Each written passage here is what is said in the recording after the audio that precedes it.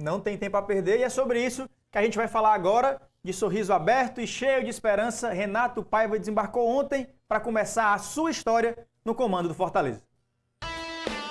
Recebido com o carinho da torcida. Fotos, sorrisos, camisa do Fortaleza personalizada que o clube entregou e as primeiras palavras de Renato Paiva como treinador do Fortaleza.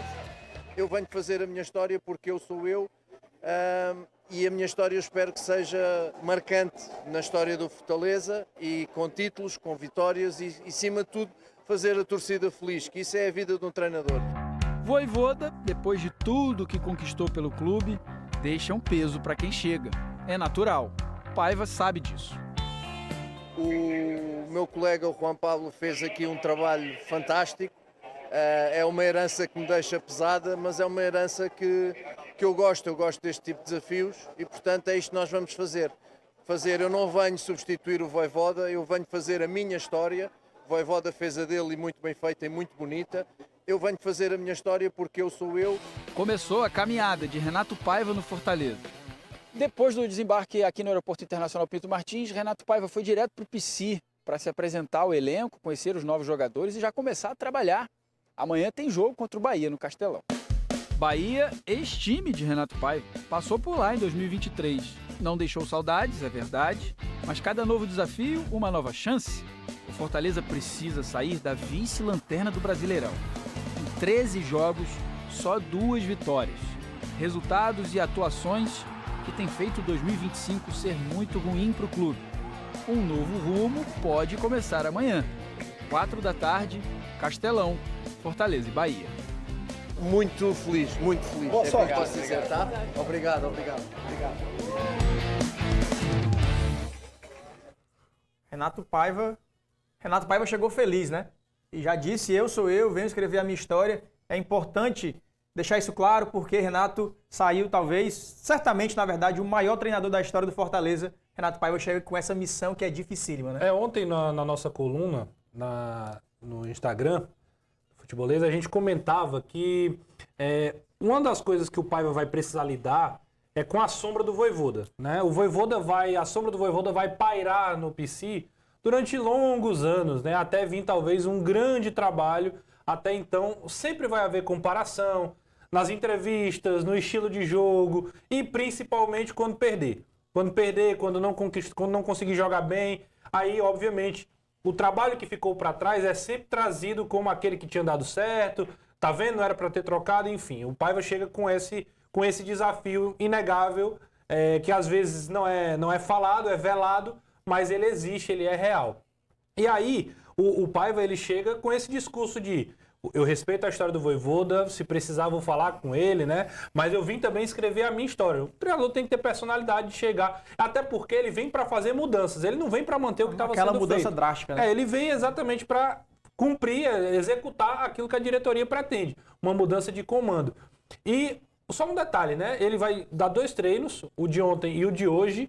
Então, assim, o Fortaleza pode ganhar do Bahia, pode jogar bem contra o Bahia, mas a interferência dele vai ser mínima, tá? Independente do que aconteça, o Fortaleza dá um espetáculo, a interferência dele é mínima. O Fortaleza joga, a interferência dele é mínima. Por quê? Porque não tem como você em 2 dias executar uma ideia. Ele vai agora conter danos, tentar organizar uma estratégia para competir o máximo possível contra a equipe do Tricolor Baiano, ex-clube dele. É por aí, né, Caio? Renato Paiva não vai ter muito tempo, né? Chegou ontem, treinou, vai ser apresentado hoje, inclusive. Agora é basicamente arrumar o time. Eu acredito muito também, Caio, numa mudança dos jogadores com toda essa pressão, né? Tem aí 3 aspectos.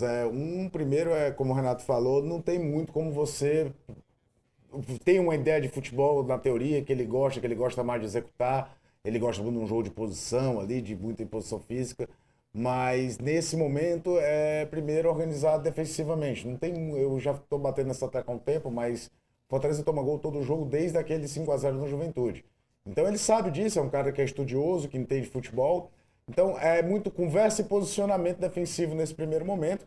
E aí, é claro, não é nem tanto o perfil do Renato Paiva, mas todo treinador tem um pouco disso. Tentar mexer com os brilhos dos jogadores também. Tentar puxar pelo lado motivacional de que a partir de agora é um novo momento. Porque é uma troca de treinador das mais sui generis que podem acontecer. O resultado do Vojvoda, o torcedor estava já de saco cheio desse ano. Mas a pessoa Vojvoda deixava que o torcedor queria muito mais que o time reagisse com o Vojvoda do que uma troca de treinador. Normalmente, quando um técnico chega no meio de temporada em outro clube, a torcida tá de saco cheio do treinador que tá lá. Ela tá doida por uma mudança de qualquer forma.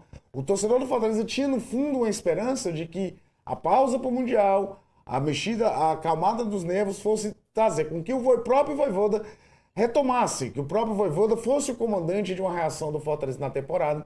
Isso não aconteceu, foram 2 derrotas seguidas, a diretoria entendeu que chegou-se a um teto e foi atrás do Renato Paiva.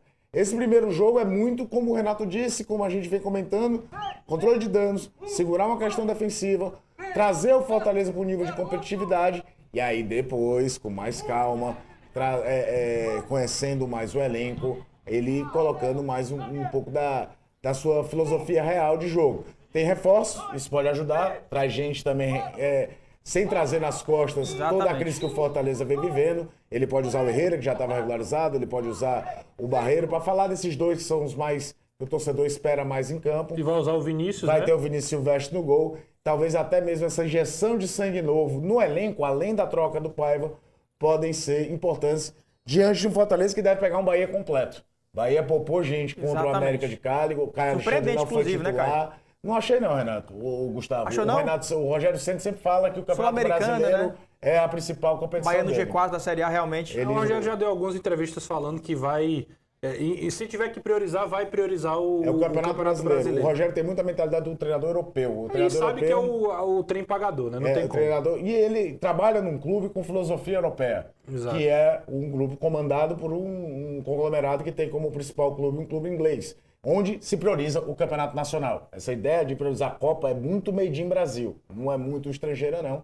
Então, Caio Alexandre, Ademir, Everton Ribeiro, que, por exemplo, não começaram o jogo contra o América Mineiro, devem ser titulares. É um adversário de nível altíssimo, mas que não vem conseguindo bons resultados fora de casa. Não achei que o Bahia vem com aquele jeitinho de time poupado. Não, o Bahia vem com muito compromisso para tirar ponto do Fortaleza. Tem aqui. até umas ausências que podem acontecer. O volante Eric e o William José ainda não se sabe se tem nem condições de jogo, mas o Bahia vem para... A ambição baiana é de ficar brigando lá em cima no Campeonato Brasileiro. Exatamente. Vocês me convenceram sobre esse assunto.